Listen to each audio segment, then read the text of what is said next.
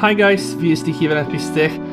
I'm doing yet another video just for two reasons mainly. First, I wanted to use the same method as Golden Retriever use, disabling the GOS with the Netguard application, and it's pretty much what I did with clearing all the cache and disabling all the access, etc. And also there are some questions raised on XDA and I just wanted to help with this video. The question was, can we check how much the GPU clock and the CPU clock get affected when playing with the GOS on and the GOS off on the Exynos 2000 version that I have, and this is the S22 Ultra right now. So right now I'm playing Genshin Impact. I'm gonna do a short overlay, guys, so that you can just see right now the frame rate is just 40 to 55, 59 sometimes. You can also see the CPU usage and etc. But the most important information for this video is gonna be the CPU clock, right? And you can just see now all my cores. You can just see the clock that they're using right now. It goes from 1100 to almost 1700. Okay, we all know different cores and etc.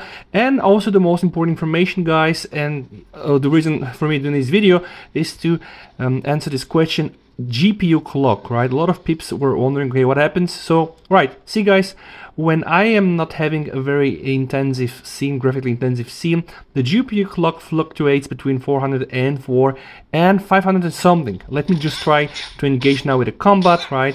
But you can just see the GPU clock doesn't really go for more than 500, okay?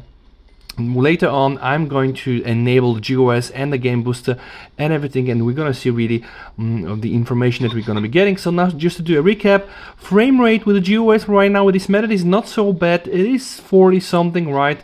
And we can just see the CPU clock between 1100 something, dropping even to almost like 1000 megahertz, going up to 1700 something. This is really the CPU clock, and the GPU clock from 400 megahertz to 500. So it's this graph that you see on the screen, which is a bit weird. Okay, now what I'm gonna do, guys, I'm just gonna stop the game. Okay, I'm now going to enable back the game booster and the game booster plus, and also the game launcher and also the game plugins, and I will disable this application, okay, just to make sure that it's all up and running. Also, I'm gonna reboot my phone just to make sure that game launcher is able to start properly and download this famous now application list with all this throttling and other, let's say, heavy balancing rules. So then I'm gonna play the Genshin Impact and show you the GPU clock and the CPU clock and also the frame rate with the GOS on using this method. I have now restarted my phone and the game launcher and game booster and game optimization service seems to be working, but see here, guys, they still are not discovering all of my games. So I just think that it will require a bit more time for them to identify all my other games, all right? So I want to make sure that I have the Genshin Impact there, switch everything priority mode full on Genshin Impact, and then do these readings with the GOS on. All right.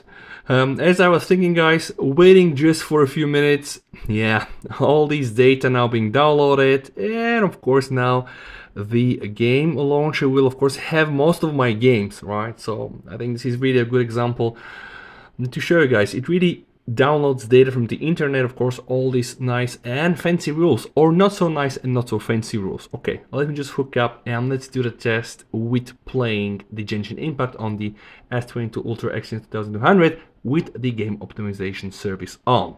Alright, guys, I am now playing the Genshin Impact, and you can just see, guys, I am displaying also all the values here. So the FPS, yeah, 50 something. You can just check the data. I'm gonna now overlay the data. The interesting part to see is the CPU clock. It goes from 1000 to 1400, sometimes 1600, but it doesn't really go to 1700 as we had it in the previous scenario with the GOS off. And mainly, guys, what is interesting, mainly the GPU clock now is going between 300 and 400. And I think we had 100 megahertz more while the GOS was off, okay? So this is pretty much what we can just see on the screen. Well, I think it's interesting because at the same time the frame rate is not so bad, but it is still worse compared to the previous scenario where I used the Netguard method to disable the GOS. So I'm just right now thinking it is probably still better to play without GOS also on the Exynos processor. Alright guys, so this is really my findings. I have now disabled the PerfDog and I'm just now using the GPU watch to monitor the frame rate, and I can just see it's not that bad at all. Of course, right now I'm still using the GOS and etc. And you can just see the frame rate is not bad at all. If I'm not moving, of course, I even can get 60 FPS. Playable is around 55, 58, right? So yeah, I can just see not that bad at all. At this point of time, I'm not sure really what to recommend. I also tested PUBG and Asphalt guys, and the reason for not showing is that they only run at 30 FPS, so it's really very sad.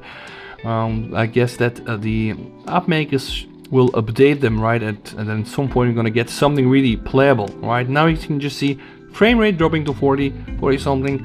Yeah, but I think phone really got enough of hit for today.